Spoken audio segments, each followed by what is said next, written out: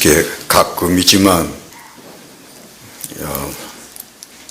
만나 뵙게 되어서 참 감사합니다. 네. 일부 예배 때는 그런 말씀을 못 드렸는데 2부 예배에서 제게 주신 성령님의 감동, 성령님이 주시는 그 어떤 애연에 대해서 말씀을 드려야 될 것 같습니다. 무엇이냐면 오늘 와서 제가 특별히 아주 예민하게 아주 날카롭게 영적인 느낌이 하나 있는데, 그것은 담임 목사님을 비롯해서 우리 목포 새로운 교회 성도님 한 분 한 분들이 굉장히 영적으로 애통해하고 있구나, 갈망하시고 안타까워하시고 답답해하시고 꽉 눌려있다고 할까, 압착된 그런 답답함, 애통함, 간절함, 목마름이 아주 너무 많다. 그런 걸 저도 느끼면서 이것이 뭘 말하는 거냐, 어떤 현상이냐 하면 이제 터져지는, 속된 말로 10달 된 아이가 태어나는 직접 해산의 수고가 지금 그게 도달했구나. 그 성령님의 역사심이 강같이 흘러나오겠구나 하는 징조, 그 직전에, 그러니까 이렇게 아파하고 이렇게 탄식하고 이렇게도 사모하는구나 하고 그렇게 깨닫게 해주셔서 말씀드립니다. 더 아파하십시오. 곧 터집니다. 곧 열립니다. 곧 하나님께서 예비하신 그 영광이 충만하게 강하게 나타나게 될 것입니다. 아멘. 더 아파하셔야 할 것 같아요. 더 아파하고 더 탄식하고 더 애통하고 더 눌리고, 그게 다 성령님의 역사예요. 전부가 다 교회 역사상 부흥이 있을 때마다 꼭 그런 아픔, 애탐, 눌림의 탄식이 짙은 밤처럼 꼭 있었습니다. 그리고서 새벽에 새날이 확 열렸습니다. 할렐루야. 네. 그렇게 지금 여러분 가운데 역사하신 하나님, 그러면서 말씀의 강수같이 흘러나가게 될 것이며, 이사와 기적이 표적으로, 말씀에 따르는 표적으로 나타나게, 강력하게 나타나게 될 것입니다. 네. 자, 오늘 선부자 시리즈 설교 마지막 날에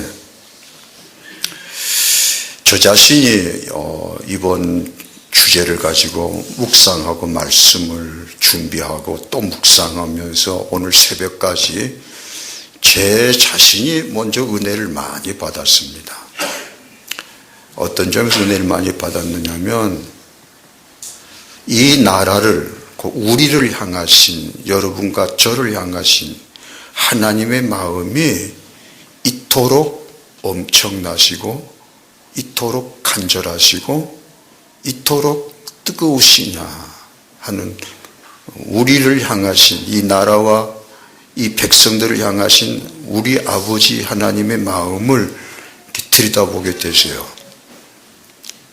그냥 뭐 하나님 우리나라를 사랑하신다, 우리 민족을 택하셨다, 뭐 그렇게 받아들이고 지내왔는데, 이번에 집중으로 말씀을 들여다보고 묵상하고 기도하는데 그 열리는 게 하나님 마음이, 그래서 감사하고 뜨겁고, 그러면서 엄청난 부담감, 깨우침, 그게 오더라고요. 정신을 다시 차려야 되겠구나. 열중시할 때가 아니구나. 아직 허리띠를 풀을 때가 아니구나. 그런 강력한 감동이 왔습니다. 또 하나는 이 시대에 하나님이 하실 일들, 이 시대에 하나님 하실 일들에 대해서 다시 한번 이렇게 바라보게 되는 하나님의 그 비전, 하나님의 꿈, 계획하심이 이렇게 밝게 보여지면서 여러분, 우리 한 사람 한 사람이 다 하나님이 쓰시려고 부르신 거예요. 그 하나님의 계획 속에서 그런다고 우리가 뭐 엄청난 일을 하는 거 아니고 우리 각자의 위치와 자리를 똑바로 지키기만 하면 되는 거예요. 벽돌 한 장 한 장이 자기 서야 할 위치에 똑바로 서고 또 한 벽돌 하나가 또 똑바로 서고 하면 빌딩이 지어지듯이 우리 전체가 우리가 빌딩 되는 게 아니죠. 내가 서야 할 위치에 하나님 앞에 똑바로 서는 것이 하나님의 큰 꿈이, 큰 계획이 이루시는 그게 또 엄청난 또 진리고 비밀이구나. 할렐루야. 그래서 내 자신에 대한 소중함. 내가 별 볼 일 없는 사람이 아니다는 거지. 우리 양군 사람이 별 볼 일 없는 사람이 아니라는 거지. 어쩌 오늘은 얌전하다. 별나게 얌전해.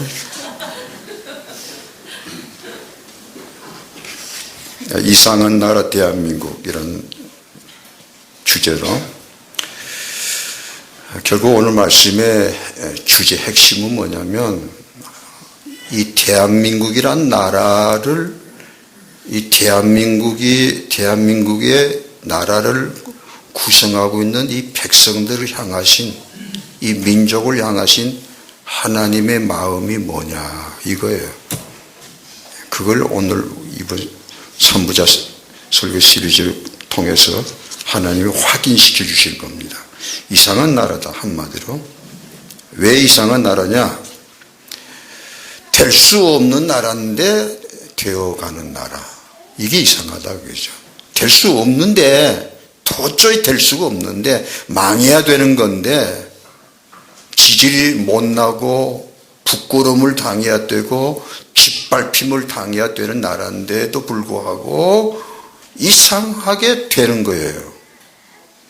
누가요? 대한민국.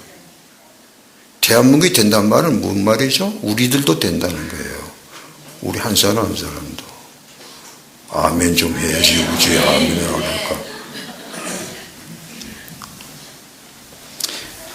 거기에 대한 정말로 대한민국이 될 수 없는 나라인데도 되어가는 이상한 나라라고 하는 거기에 대한 객관적인 자료, 뭐 아전 인수격으로 하는 게 아니고 그 쇼비니즘이라는 게 있죠. 맹목적인 애국주의, 아주 몰상식한 건데 그런 관점이 아니고 객관적인 자료와 수치에 의해서 이 대한민국을 향한 하나님의 마음을 읽어낼 수 있다는 거죠. 나라를 평가하는데 나라다운 나라가 되는 데 있어서 세 가지 요건을 말합니다. 이 세 가지 요건에 맞춰져야 비로소 나라다운 나라, 문명화된 나라, 소위 문명화된 나라, 선진국이라고 평가를 하게 되는데 첫째 기준은 산업화입니다. 백성들이 먹고 살 만큼 경제적인 수준이 일정한 수준에 이르러야 되는 거예요. 우선 먹고 의식주가 해결돼야 되는 거죠. 그 다음에 두 번째는 민주화인데 국민이 정부를 선택할 수 있는 정치적인 자유가 확보된 나라. 셋째가 복음화입니다. 복음에 대한 반응. 곧 교회가 활성화되어 있는 것. 이 세 가지 기준에 의해서 평가를 하는데 먼저 우리 주변에 있는 나라를 평가해 보겠습니다. 첫째, 멀고도 가까운 나라라고 하는 일본. 일본은 산업화와 민주화의 기준에 의하면 그건 된 나라입니다. 선진국입니다. 그런데 또 하나의 기준, 보그마의 잣대에 의하면 일본은 보그마 비율이 0.8%밖에 안 됩니다. 선교적인 용어로 말하면 미전도 종족입니다. 일본은 영적으로는 흑암의 나라입니다. 소망 없는 나라입니다. 그러니까 어떤 분은 그렇게 말해요. 일본 열도가 바다 밑으로 깔아앉을 거다. 일본 사람들도 두려워하고 있습니다. 실제로. 앞으로 큰 지진이 일어난다는 거예요. 일본 열도가 바다 밑으로 태평양 깔아앉는다. 꼭 뭐 그렇게 되길 바라는 거 아니고요. 좌우가 영적으로 볼 때 좀 소망 없는 나라예요. 일본 사람은 참 깨끗하고 정갈하고 뭐 그런 좀 산뜻한 맛은 있는데 영적으로 굉장히 어둠의 나라입니다. 1억 3천만 가운데 100만이 안 된다니까요. 하나님을 섬기고 찬양하는 백성들이. 우리 옆에 중국이라는 거대한 나라가 있죠. 소위 G2라고 하죠. 미국과 중국. 산업화 쪽으로는 괄목할 만큼 G2가 될 정도로 괄목할 만큼 됐지만 민주화, 보그마 기준이 미달입니다. 우리 위에 한 핏줄인 북한, 뭐 두말할 것 없이 세 가지 기준이 미달한 열등 국가입니다. 이 지구상 242개 국가 중에 이 세 가지 조건 뭐죠? 산업화, 민주화, 보그마. 이 기준에 의해서 제대로 된 나라가 중에 대표적인 나라가 미국입니다. 그리고 서유럽의 몇 개 나라입니다. 자, 그럼 우리나라 대한민국은 어떠한가 보겠습니다. 여러 가지 상황을 볼 때 우리나라에 주어진 여러 가지 상황을 보면 대한민국은 한마디로 될 수 없는 나라입니다. 전혀 될 만한 근거가 없어요. 몇 가지 예를 들면 먼저 남북이 분단된 유일한 나라입니다. 이로 인해서 지금도 남과 북은 팽팽한 대결 상태에 있죠. 200만의 대군이 휴전선을 서로 바라보고 있습니다. 이로 인한 많은 문제와 아픔이 있습니다. 이 문제 해결 안 되면 우리나라 소망 없습니다.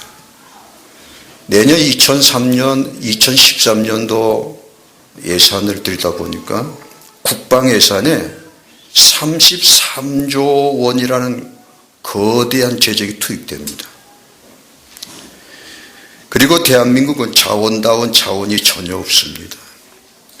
특히 이 나라의 최근세사, 100년여간의 최근세사를 훑어보면 40년간 일본의 식민 통치를 받은 수탈된 나라입니다. 1945년 해방 후 남과 북으로 쪼개져 버렸습니다. 그리고 5년 후 1950년에 민족 상잔의 6.25 전쟁이 일어났고 3년 동안 처참한 전쟁으로 남과 북이 잿더미가 됐습니다. 제가 평양에 갔더니요, 평양 사람들이 그래요. 그 평양의 큰 거대한 도시에 건물 하나가 없었대요. 건물이라면 전부 폭탄으로 다 무너졌대요. 잿더미였대요. 완전히 그 평양이. 왜 이런 말을 내가 하는지 모르겠네. 그리고 남한은 1961년에 군사 쿠데타가 일어났고 그 이후 30년 가까이 군사 독재로 바람잘 날이 없이 시끄러웠습니다. 그 후에 등장한 문민정부 이후로도 정치는 혼란했고 영남과 호남, 남과 북이 갈라진 것도 온통한데 영남 호남이니 간극이 생겼고 이제는 보수니 진보니 이념 대립으로까지 번져서 나라는 사분오열됐습니다. 누가 그래요? 그래도 대기업이 잘 되지 않느냐? 재벌이 우리나라 재벌의 행태가 여러분 아시죠? 골목 상권까지 엊그제 보니까 뭐 담배 가게까지 잡아먹었다는 게 재벌들 탐욕의 공룡들입니다. 소망 없어요. 이런 상황에서 어디로 보나 소망이 없는 우리나라입니다. 우리 집이에요. 그런데 이렇게 될 수 없는 이 나라의 현 주소입니다. 앞에 말씀드린 세 가지 기준에 의해서 우리나라의 현 주소를 보겠습니다. 첫째는 민주화입니다. 해방 이후 남북 분단과 6.25 전쟁, 군사 쿠데타 이후 30년 가까이 군부 독재 정권이 계속됐지만 수많은 사람들의 피, 문자 그대로 수많은 사람들, 특히 젊은이들의 피의 강 위에 이 나라는 민주화됐습니다.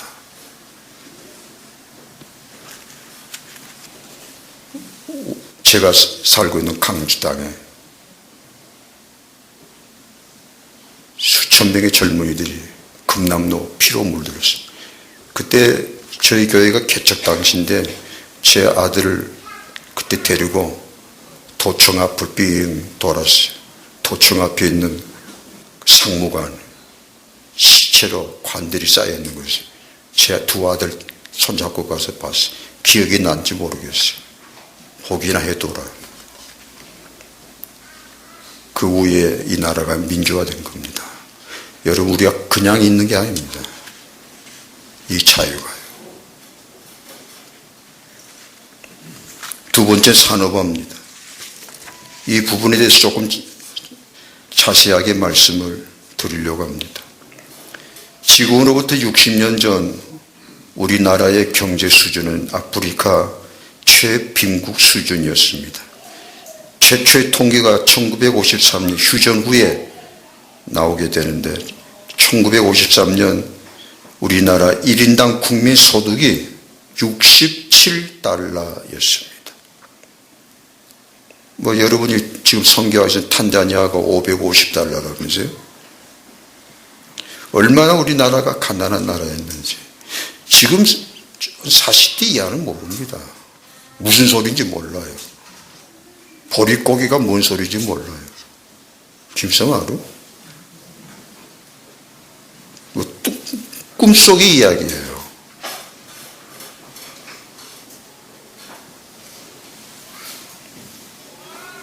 저는 지금도 그렇거든요. 굉장히 뭔가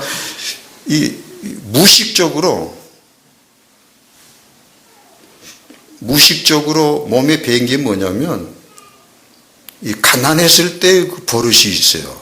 막 아끼는 종이 한 장도 함부로 못하는.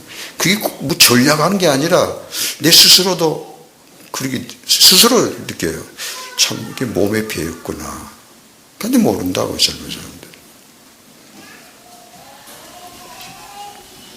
그 당시 남과 북을 비교하면 이게 어느 서적에서 제가 인용한 자료입니다만 얼마만큼 정확한지는 저도 모르겠어요. 그 자료는 그래요. 1949년도에 6.25 직전에 북한은 이미 기관총 대포, 파격포를 만들었다는 거예요. 그런데 우리나라는 1970년대까지만 해도 총알 하나 못 맞아. 총알 하나. 참 미국에서 갖다 준 거 가지고 쓴 거예요. 이런 대한민국의 오늘의 경제 수준입니다. 2011년 작년 말 기준인데 GNP 국민 1인당 소득이 23,749달러, 전 세계 31위입니다. 미국이 15위예요. 일본은 18위고 1위가 룩셈부르크라는 유럽의 조그만 나라입니다. 22만 불, 아니 12만 불. GDP 국내 총생산의 규모는 1조 5,740억 달러, 13번째 나라는 거예요. 13위입니다. 강대국입니다. 경제 규모로 보면 감독이 없어요. 못 사는 게 좋겠어요? 이렇게 우리나라가 몸집이 커졌는데도 아무 느낌이 없어요? 그래서 여러분이 먹고 사는 거 아니에요, 지금? 나라가 망하는데 뭐 먹고 살 수 있어요? 한국에서 먹고 살 거예요? 나라가 망하면? 고마운 줄 알아야지. 감동을 해야지. 오늘 점심 맛있게 드려요. 국내 총생산 따지면 13번째예요. 우리 조그만 땅덩어리에서 기름 한 방울도 안 나는 나라에서. 무역 규모입니다. 무역. 2011년 말에 수출이 우리나라에서 내보내는 세계 각국으로 내보내는 상품 수출이 5,565억 달러, 7위입니다. 7번째예요. 수입은 5,244억 달러, 9위입니다. 9위. 총액이 1조 800억 달러. 지금 세계 각국에서요, 무역 총액이 1조 달러를 넘어선 나라가 몇 개국이냐면 우리나라까지 포함해서 9개밖에 없습니다. 그 9개 나라 중에 대한민국은요, 비교가 안 된다니까요. 땅덩어리나 인구수나 뭐 자원으로나 축에도 못 끼어요. 근데도 이렇게 됐어요. 1조 달러 9개국의 하나예요, 우리가. 외환 보유액입니다. 9월 말 현재로 3,220억 달러를 우리나라가 가지고 있어요. 여기서 우리가 잊어서 안 될 일은 15년 전 1997년도에 있었던 일입니다. 무슨 일이 있었죠? 그건 기억하시네. IMF. 우리나라 국고에 달러가 없었어요. 바닥났던, 거들났단 말이에요, 우리나라가. 경제적으로. 파산. 그게 15년 전 이야기라니까요. 그때 저희 베들교회 성교수 제3성령 건축하고 있을 때예요. 난리 났어요.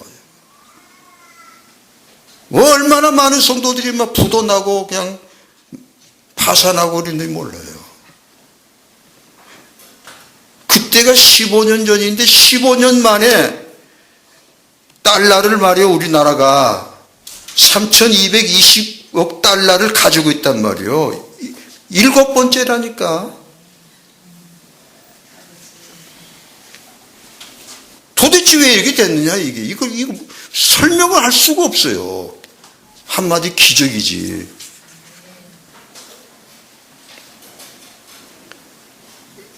이런 대한민국에 비해서 북한은 점점 못 사는 나라가 됐습니다. 80년대 초만 해도 북한이 훨씬 잘 살았어요. 남한보다. 평양에 가니까 평양에 그 건물이 좋아요. 평양 도시가요. 아니 도시화가 잘 돼가지고 정말 좋습니다. 내가 자꾸 평양 이야기하니까 이상하는 거예요. 정말 좋아요. 그때 1980년대 초까지 해서 되어진 거예요, 전부. 1990년 북한의 1인당 소득이 1,146달러. 14년이 지난 2004년, 그 이후는 통계가 없어요. 2004년도는 914달러 쫄아들었어요. 지금 대한민국이 23분의 1밖에 안 됩니다. 이제 세 번째 기준, 복음화를 살펴보겠습니다. 복음화에 대한 여러 가지 설명할 내용이 많은데 그 중에 가장 단순하고 명료한 기준 하나, 선교사 파송 숫자입니다. 여기서 말하는 선교사라는 것은 뭐 한 달, 두 달, 뭐 1년 뭐 왔다 갔다 하는 선교사가 아니고 어떤 일정한 지역에 4년 이상 사역하는 그런 선교사를 말합니다. 장기 선교사. 당연히 미국입니다. 46,381명 2005년도. 그런데 참 가슴 아픈 현상은 2010년 5년이 지난 2010년 미국에서 파송한 선교사는 33,714명 13,000명이 줄어들었어요. 왜 이런 현상이 일어나느냐? 선교사들이 노령화되어서 은퇴를 하고 나면 젊은 세대들이 일어나서 그 자리를 메꿔줘야 되는데 젊은 세대들이 선교 열정이 없다는 게 그만큼 미국이 황폐해지고 있다는 거예요. 미국 교회가 영적이. 그 다음에 미국 다음에 선교사 많이 파송한 나라가 어느 나라일까요?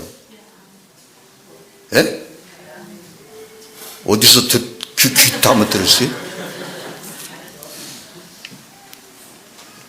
예, 우리나라입니다. 2005년도에 14,086명을 파송했습니다.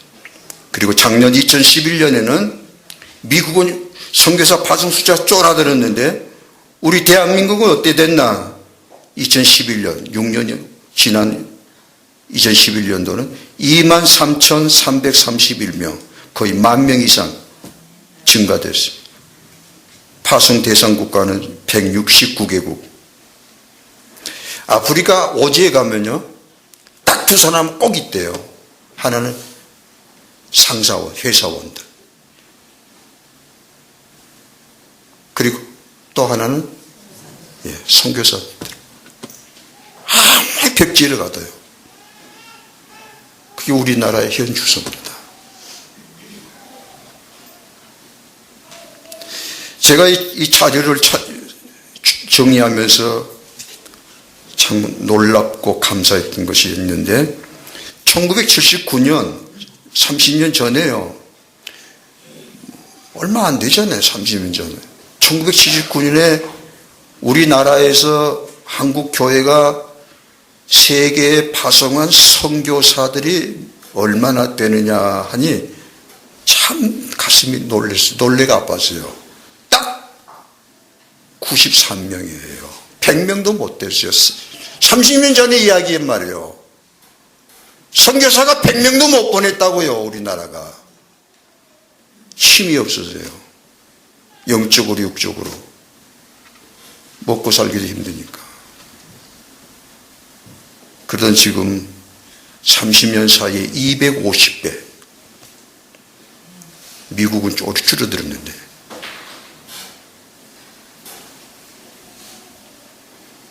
왠지 가슴이 뭉클뭉클해요. 이게 우리나라의 모습이에요. 그림이 아니라니까요. 실제예요, 지금.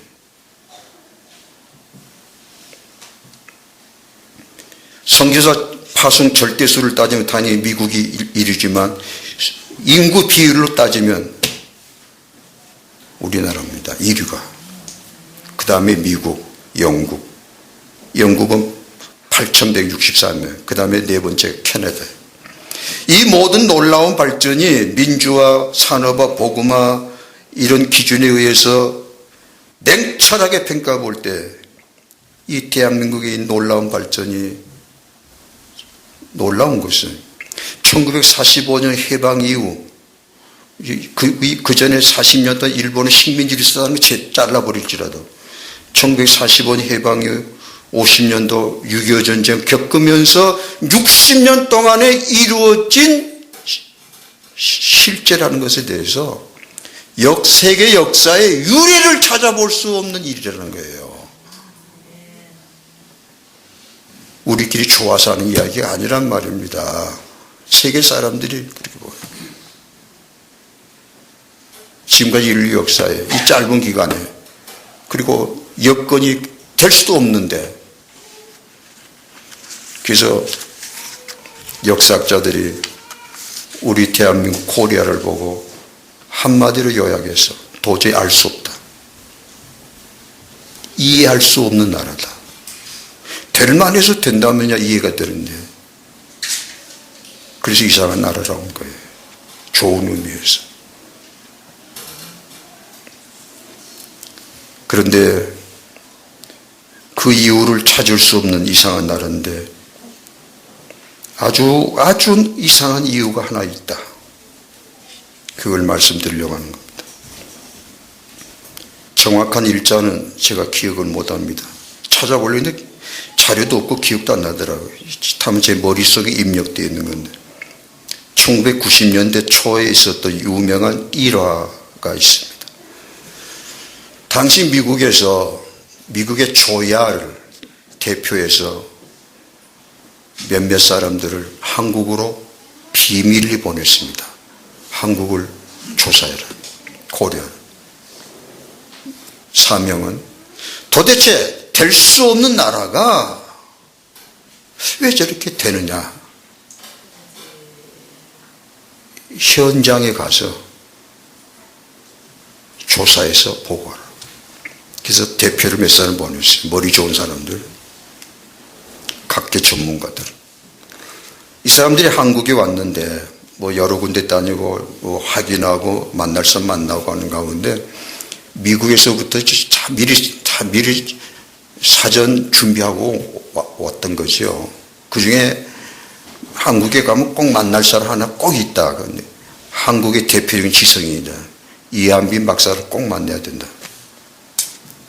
그렇게 소개받고 와서 이 사람들이 이한빈 박사를 만나요. 이분이 누구냐에 대해서 짧게 소개합니다. 최초의 한국 사람으로 최초의 하버드 대학 MBA 출신입니다. 이분이 이한빈 박사가 행정의 달인이라고 평가를 받는데 5.16 군사 쿠데타가 일어나자마자 군사정권의 협력을 거부합니다. 그러니까 박정희가 이분을 미워해가지고 국외로 추방해요. 한직으로 쫓아내버립니다. 국내 못 들어옵니다. 그래서 1979년에 사건이 나죠. 무슨 사건입니까? 이렇게 몰라야 내가 이야기를 하지. 1979년에 일어난 사건. 10월에. 예? 박통이 죽지요. 나라가 혼란에 빠졌습니다. 이 엄청난 국난을 수습할 사람은 이한빈 박사밖에 없다. 그래서 이한빈 박사를 급히 데려옵니다. 그리고 경제부총리를 앉혀요. 정치는 뭐 군부에서 하니까. 그런 사람인데 이 이한빈 박사가 바로 그 다음에 1980년도 5월 18일 어떤 사건이 일어나죠. 옆 동네에서. 무고한 시민들이 무참히 학살을 당할 때, 학살이에요. 저는 그때 알아요. 그때 저희 교회 개척에서 창립했으니까. 새벽 기도 못했어요. 길거리 나가면 싸움이니까. 저도 평생에 새벽 기도 며칠 못한 게 그때였어요. 5.18 강주 사태가 일어나자 이한빈 박사가 경제부총리 즉각 사임해 봅니다. 그런 강단 있는 사람이에요.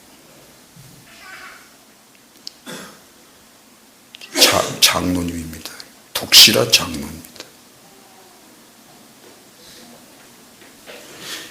이 사람을 만난 거예요. 그래서 왜 왔느냐. 도대체 왜 코리아가 안 망하는지 그거 알려고. 그런데 와서 보니 더 모르거든. 그러니까 이한민 박사가 웃으면서 잘했다. 왜 이유가 없겠냐? 이유가 있다. 뭐냐?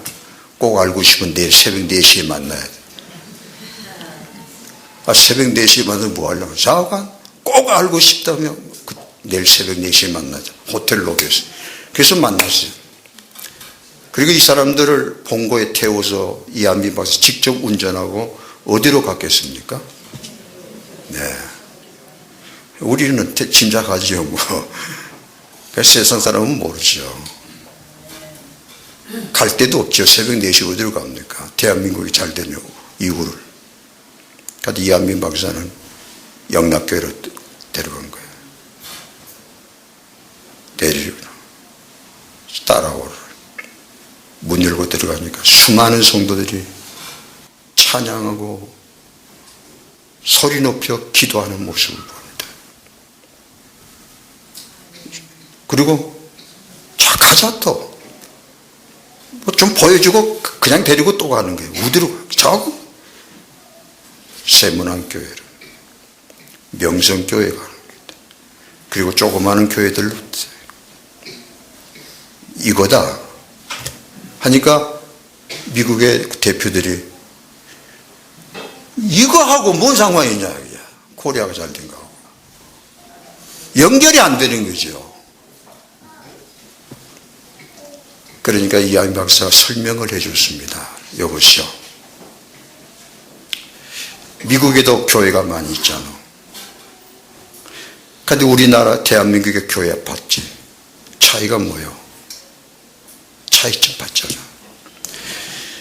이렇게 새벽을 깨워서 하나님을 찬양하고 부르짖고 기도하는 한국 교회가 몇 군데가 아니다.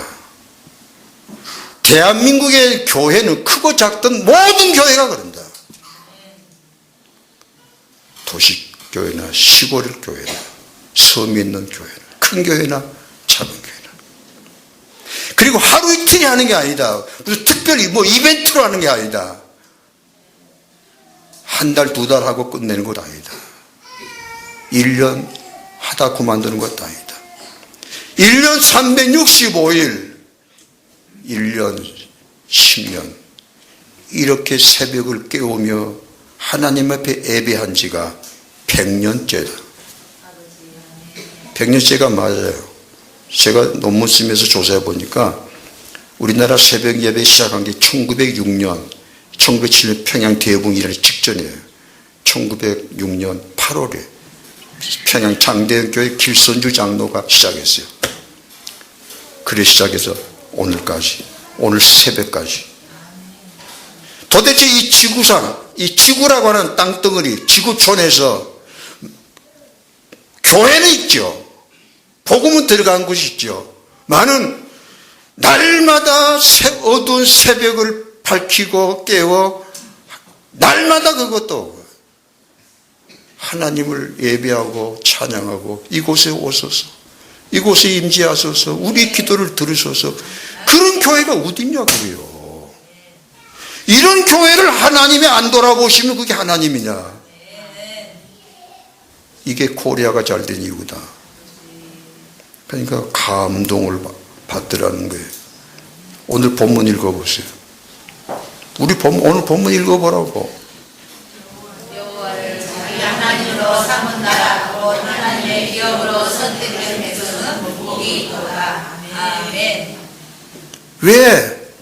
수천 종족이 있고 242개의 나라가 있는데 그것도 죄 많은 나라, 볼품없는 나라, 조그마한 땅덩어리, 서로 무릎 뜯고 싸우는 나라. 왜 이 나라에 이런 일이 일어나느냐고요. 한 가지밖에 없어요. 예배하는 거예요. 기도하는 겁니다. 찬양하는 겁니다. 그것도 새벽을 깨워서 말이요. 적당히 신앙생활하는 게 아니라 치열하게, 뜨겁게. 물론 처음에는 배고파서부터 시작했지만 그게 우리 한국교회예요. 그 뒤를 여기도 여러분이 서 있는 거예요. 여러분도 우리 앞에 그런 신앙생활한 그렇게 하나님 섬겼던 우리 앞에 간 선배들의 뒤를 이어가야 됩니다. 그 전통을 살려야 된단 말이에요. 잠재우지 마십시오. 적당하게 신앙생활하지 말란 말이에요. 내 자녀들이 살려면 선교학자들이 말합니다. 새 천년을 맞이한 2001년 9월 11일 사건 알죠?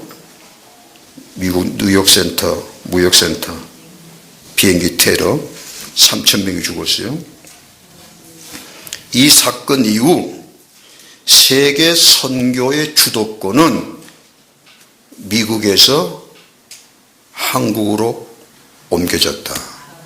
이게 선교학자들의 객관적인 평가입니다. 왜? 무슨 뜻이냐? 2001년 9월 11일 그 비행기 테러 사건을 해서 그 테러를 누가 한 거야? 이슬람권이 한 거 아니에요? 아랍권이. 그러니까 미국과 아랍권이 벽이 생겼던 거예요. 그 사건을 위해서.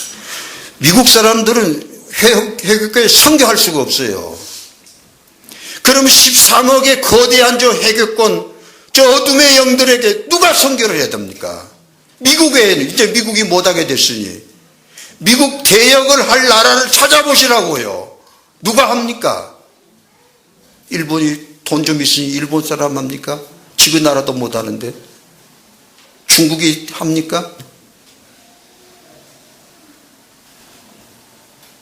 아무리 눈 씻고 찾아봐도 한국밖에 없어요.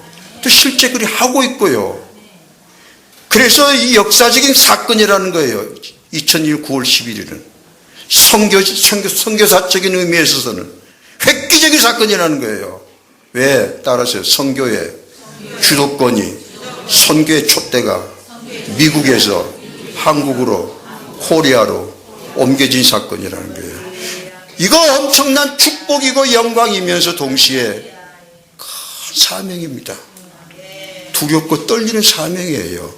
우리가 이 사명을 감당하러 하나님이 주신 거예요. 지금 우리를 불러세운 거예요. 내 개인적인 신앙생활 하는 게 아니에요. 그래 코리아라는 존재 이유가 여기 있어요. 다른 데 있지 않아요. 선교의 주도권을 우리에게 맡겨주셨어요. 이 먹고 새로운 교회에다 맡겨주셨다고요.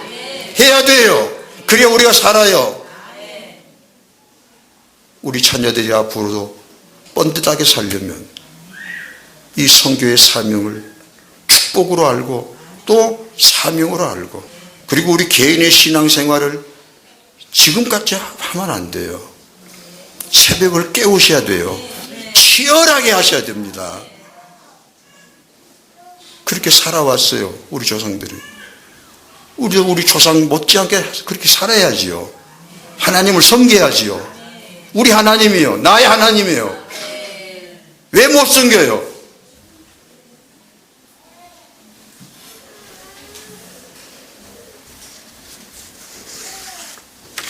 기도하십시다.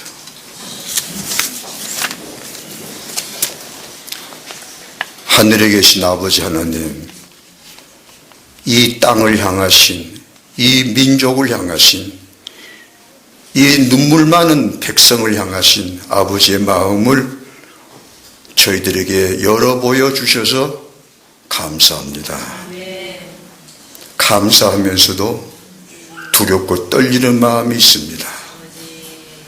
감당해야 할 것인데 이 영광, 이 축복, 이 사명을 맡겨주셨는데 우선 나부터 짊어져야 되겠는데 오 하나님, 저희들의 영혼을 다시 한번 새롭게 하시고 일깨워 주시옵소서. 적당한 자리에 머물러 있지 않게 하시고 하나님의 보좌 앞으로, 은혜의 보좌 앞으로 나아가게 하여 주시옵소서. 내가 해야 합니다. 나부터 해야 됩니다. 한국교회가 썩었다고 합니다. 그러나 나부터 그 믿음의 자리를 지키면 하나님의 영광이 떠나지 아니할 줄로 믿습니다. 이가 벗되지 아니하실 줄 믿습니다. 촛대가 옮기지 아니할 줄 믿습니다. 나 한 사람 한 사람이 하나님이 찾으시는 예배자입니다.